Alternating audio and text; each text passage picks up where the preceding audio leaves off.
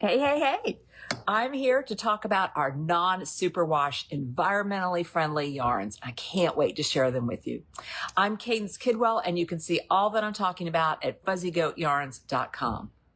I'm starting off with showing you my woodland sweater. It is supposed to be sleeves. I've not done the sleeves yet.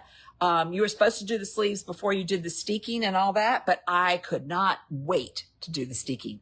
Steeking is when you knit in the round and color work, and then you cut it. And I have to say, this one is the most elaborate steek that I've done. This would be my third, so I'm not super proficient at it, but I don't shy away from it. I really enjoy the process. This one will be steeked in a little bit. I'll talk about that in a moment. But this just has a really great system where you cover the steek so that it's all caught up inside there. So that was pretty magical. Plus, I have to say, I'm really in love with my buttons. I don't even know if I can get close enough here for you to see those little, they look like wood carvings to me, like the side of, if you cut through a tree rings. So they really go with the woodland part. I just love it. So speaking of steeking, that is a good time to use non-superwash yarns. So hence the theme of what I'm going to talk about now. So non-superwash yarns are more environmentally friendly, and they allow the fibers to breathe more easily. So making it even cooler to wear than other wool superwash yarns. So what is superwash? Since we're talking about the absence of it. Superwash is a very helpful process. And I'm going to tell you here, the majority of the yarns in our shop are superwash. It's a chemical process that removes the little fiber scales. So if you think, you can't really see this on your own, but there's little scales on the fibers, tiny fibers, that allow them to kind of grab each other. Is what happens when you felt things. If you've ever mistakenly not you, I'm sure not you, but somebody responsible for laundry, or not responsible, put your knitted piece in the laundry and it came out solid. That's because all those little it wasn't superwash, and all those little pieces grabbed together. I'll admit that, like in my early 20s and stuff like that, I probably mistakenly felted a lot of armpits in my sweaters, because what it needs is heat, moisture, and friction. So there you go. But it makes the superwash process makes the wool more washable, less likely to felt. It also makes it a little shrink resistant, and it allows the fibers to smooth out, which is why a lot of people think it is softer than non-superwash. And that's absolutely true, because those little fibers on there that grab can be the little things that, my husband uses the term biting. He's like, oh, that yarn bites me. He's thinking of those little tiny fibers, and they're grabbing a hold of them. It also, because of the way those fibers are taken off, it allows it to have super vibrant, really beautiful colors. That's the superwash part of it. So a lot of our dyers love that. We love that because we get these great colors. We've been watching non-superwash yarns come into the market for quite a while, but Sherry just asked the very excellent question. You read my mind, Sherry, exactly where I was going. Is the non-superwash itchy? Living in the South limits the yarn choices. Yes, indeed it does. Because when you think of non-superwash, you might think of those lovely Irish yarns that do the beautiful Fair Isle color work, and they just blend into each other just beautifully and all of that. And yet it's itchy. It's itchy for us here in the South, because we rarely need to wear many layers underneath our clothes. I mean, right now I have a shirt on, but that's because my sweater's not done. I mean, maybe I could have worn it. Anyway, it will get sleeves, but I wanted to show you this. So we here at Fuzzy Go, being a Southern yarn shop, have been very, very particular about how the non-superwash yarns that we bring in feel, knowing that a lot of us will be wearing them closer to our skin than our friends in the north. So yes, non-superwash can be itchy, but we have literally done the test of, again, I'll thank Mr. Fuzzy Goat. His test is to put things next to his neck and walk around the shop and see if it feels itchy or not. So we have sampled these, and the ones I'm going to share with you and the ones that we carry, we feel really great about. So we went out on a hunt. We were on a hunt. That was a big message for what we were looking for at market. And we literally have non-superwash yarns now in each of the different weights that we carry. So from fingering to bulky, we have, I don't know if I brought my bulky one over here, but we have non-superwash yarn, and it's soft, plus the color. Oh my gosh, the dyers and our friends that we knew already before have just, this year, just exploded with amazing color. So let's give you a quick rundown. And Madeline has a great blog on this too that I'm going to link you all to. So first of all, we've had this this is a standard in our shop. This is Fino that I'm wearing right now. And Fino is non-superwash merino and then also silk. So Sherry, that definitely helps make it feel even better next to the skin. And I've knit several things out of Fino, and I'm wearing that now. But because of the way it has just those little bits of fibers that grab each other, it's not super slippery.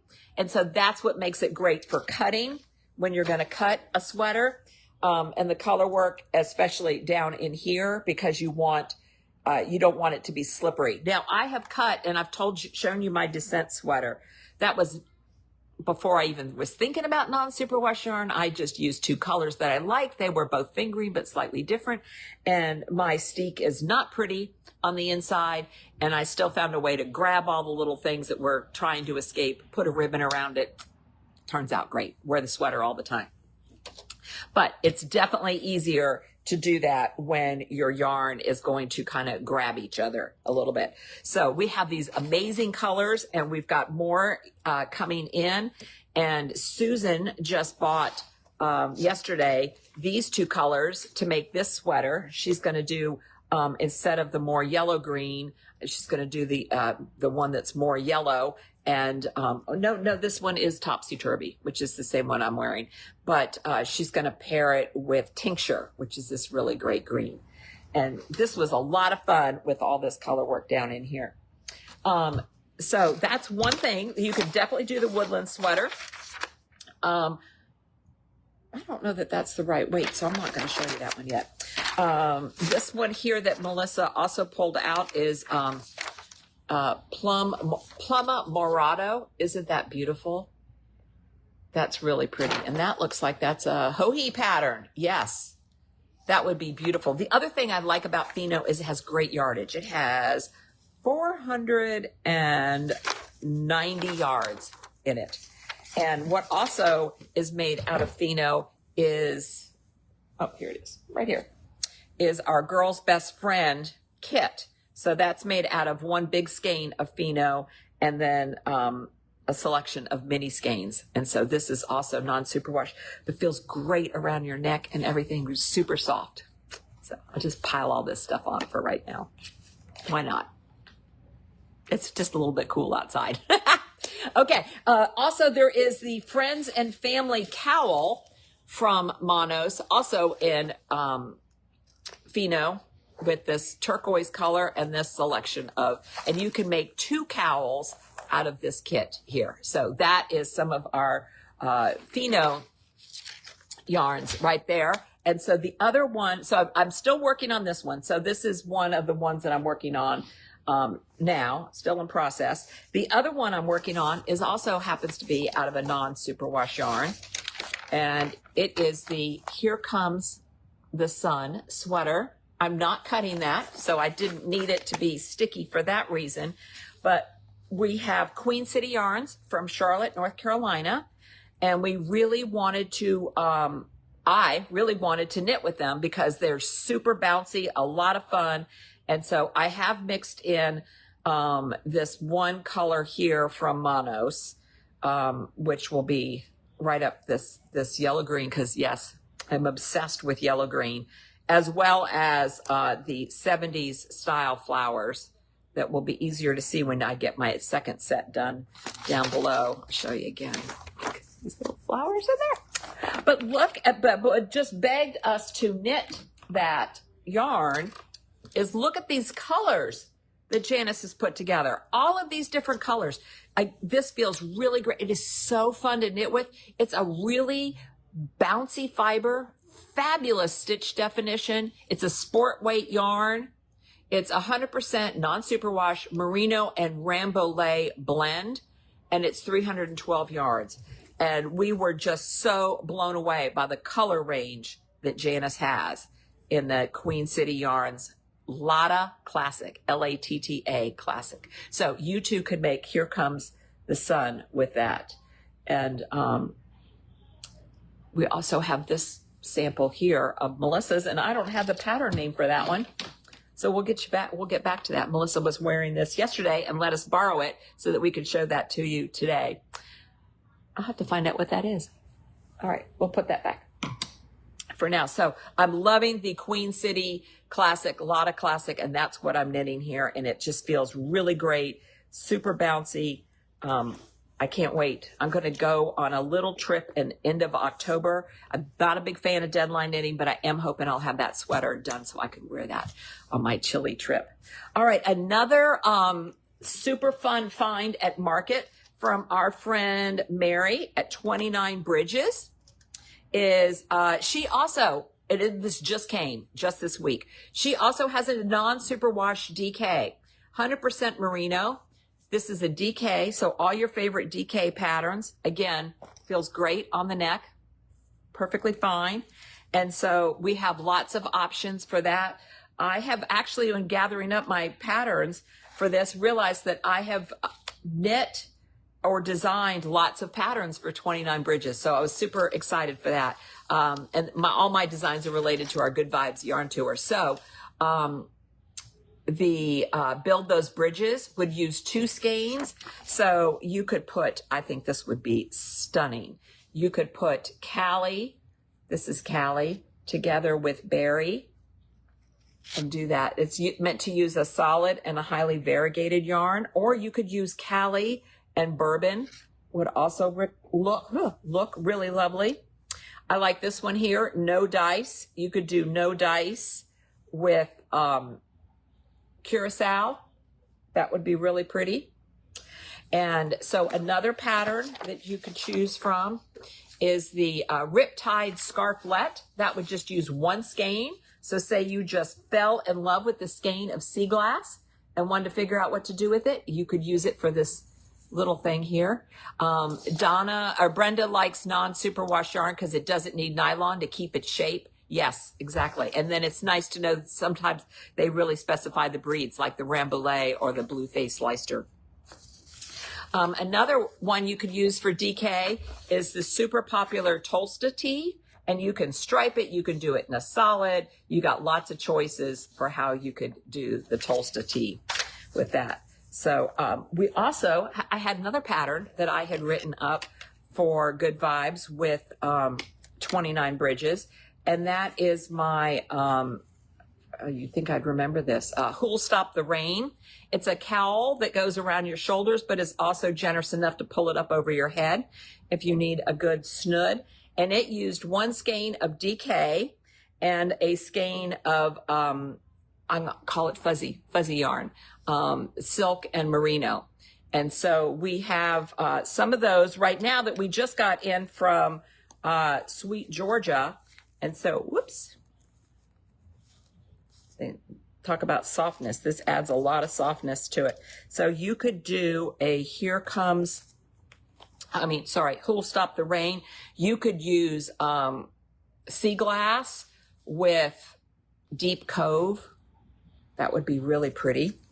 You could use Mandarin with Bourbon. Or if you wanted a more variegated look, you could go Callie with Mandarin. I left Melissa alone to pick these colors. So as you can see, we have 3 that are definitely in Melissa's time zone. This one here is dark orchid. Dark orchid would look really pretty with hot date. Or if you wanted something a little bit more cohesive, you could do dark orchid. Did I say olive? I meant to say dark orchid with berry. Or you could add in some variation with this one here. Strawberry tea has some variation, and you could put those two together. And then there's a bluish one here. There's one here called Summer Sky. It's a little more periwinkle. So I would put that with no dice, because I think no dice is going to go with lots of things. A great neutral. So that's another pattern. So we love our sweaters, but we're not all about our sweaters. Melissa is the one that convinced me not long after she started working here. She's like, there's as much yarn in that shawl that you're making as there would be in a sweater. So she's absolutely right in a lot of these. But you could do, we always like to find our one skein options, like the Riptide Scarflet, or even or two skeins, just two skeins would do the Who'll Stop the Rain. All right, so 29 bridges. We're super excited that Mary did that for us and put that together. And then we have the Junction Fiber Mill, and we will be restocking that as soon as their mill is back up. They were making some alterations to it. This is super fun. Here, this one's a really great example of it. This is Aurora Borealis. When we wind it up, it's a slow changing gradient in there. Look at that. But it's also plied together with two different colors. So it feels really great. And it is non-superwash. It is a heavy DK. You could use this as a worsted also. And if you just wanted one skein, we have our Crescent City, and I don't see the pattern just yet. Maybe I'll find it as I'm going around, which I had originally knit for another similar yarn to that of how you could use one skein. So it's a one skein shawl, and we'll post the link for that too. Or you could use it as the color work in this. Wouldn't that be pretty? You could use the color work in, you could use this Aurora Borealis, and then use Curacao as the rest of your sweater. And your leaves would be different. That would be a gradient color. That'd be so satisfying. And yes, I was left alone to pick these colors. So we have green. These are actually the same green. So it didn't go too far into the green, but you could do lily pad. You could do lily pad with bourbon and do this one here. Arboreal is the name of that sweater there. Oh, wait, here's Crescent City. Sorry, Melissa, of course she had me prepared. Here is Crescent City. It is meant for one skein of a gradient, or really any DK yarn. We've had it knit lovely in 29 Bridges DK, but you could also use leaf peeping. So if you're starting to think of the fall, one skein of this, you use a big needle, and then you do this fancy little stitch. So the stitch is all meant to give it a lot of room and make one skein go really far and dramatic. All right. Thank you, Melissa, for getting me all set up. So that's Junction Fiber Mill. Then we have worsted.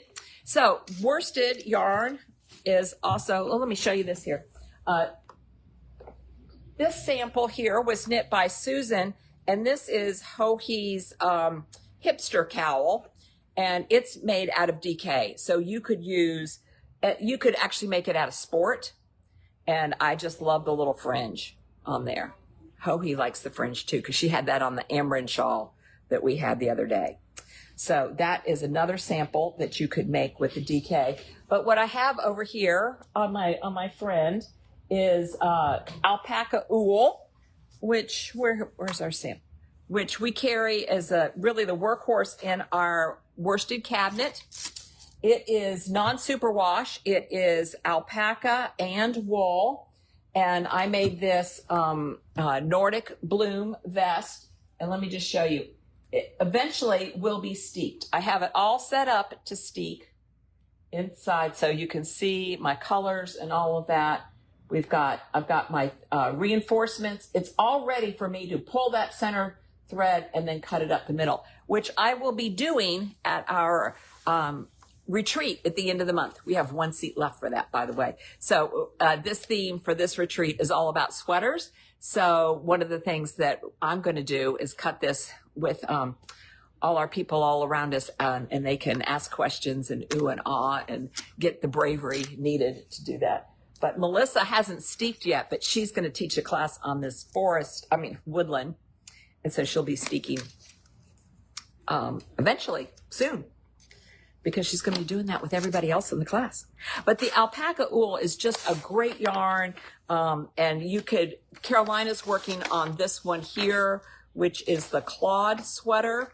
And it's pieced, so she likes it because she doesn't have to she knits a lot on the go, so she can just be working on the front or just the back or the sleeves.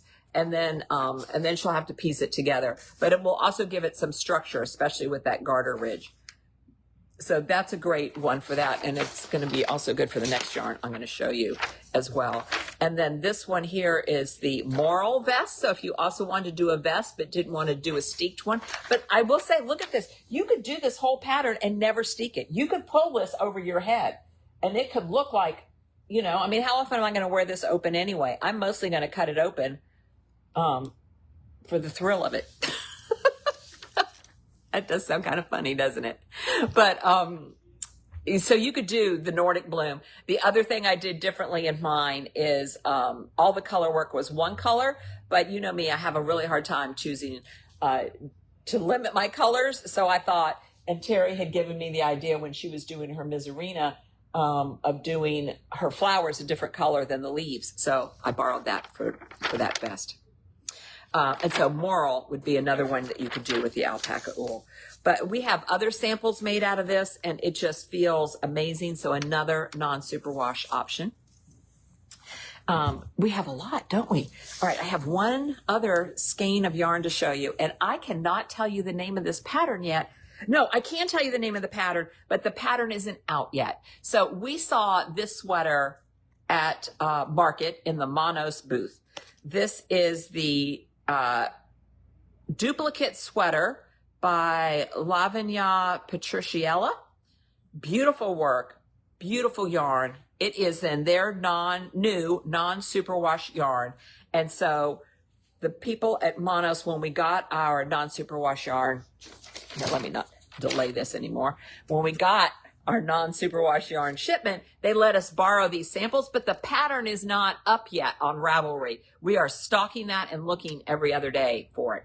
So it feels really nice. It is a worsted, so this is a heavier sweater, not too heavy, but I'll tell you, if we were wearing this here, we probably wouldn't need a coat. But so it's not too heavy. I have other sweaters that I've knit and wear here that are out of this also, and one of the beauties of this is looks like you would have a lot of color work and double layers inside, but you don't.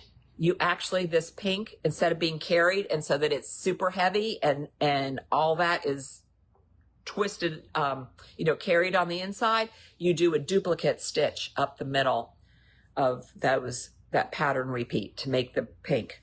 So I think that's a brilliant design in that it doesn't add extra weight, probably uses a lot less yarn, but gives a beautiful effect. So this one is called Duplicate Sweater, and we can't link to it yet because it's not up on Ravelry. But we saw that sweater, and we knew we had to have. So from our friends at Monos, they now have their brand new non-superwash yarn, and it's called Ideal. And it is Polworth yarn. So again, getting breed specific with the sheep. And it is 219 yards. So soft and bouncy. Could definitely be a heavy worsted or an Aran. Back to the Claude sweater. This would be lovely in the Claude sweater.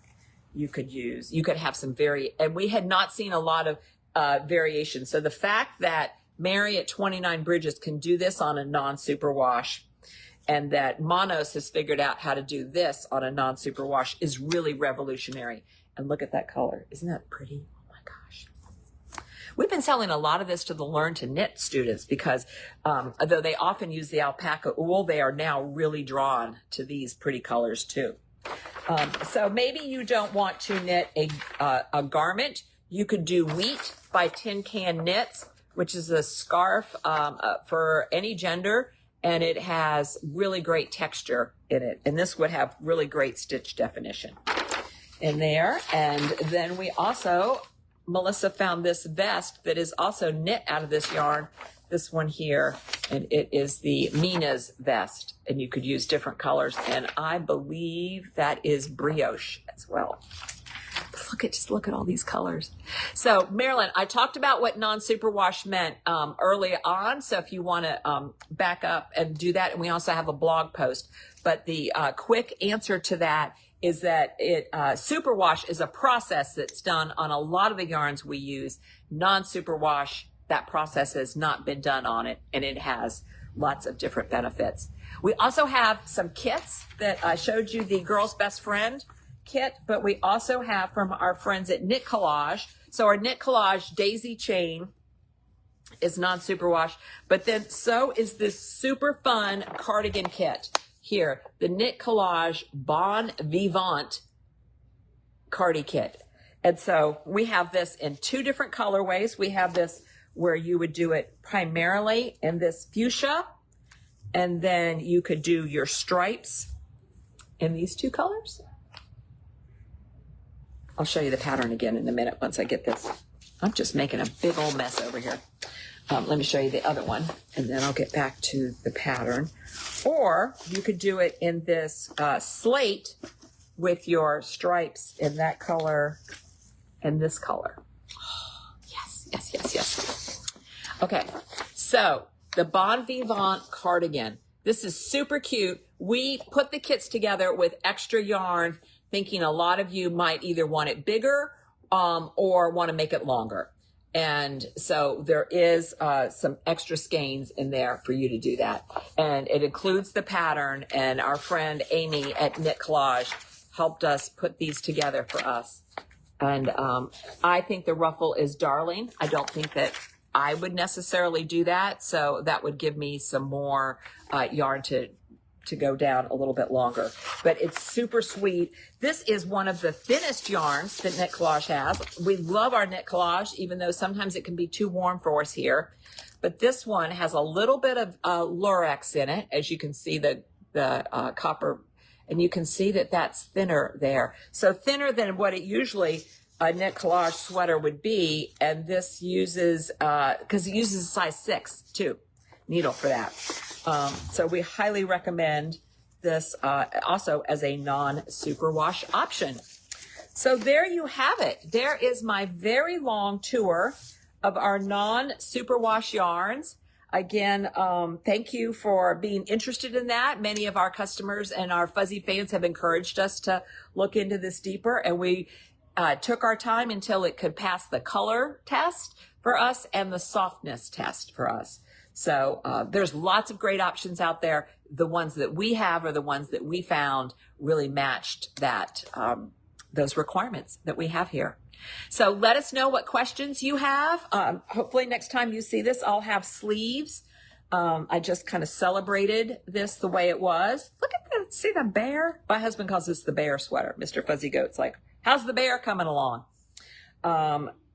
And so I haven't done the sleeves yet because there's so much picking up stitches for this thing here. You can do it around and around and around, that I just wanted a week in between, and I really wanted to make some progress on my Here Comes the Sun.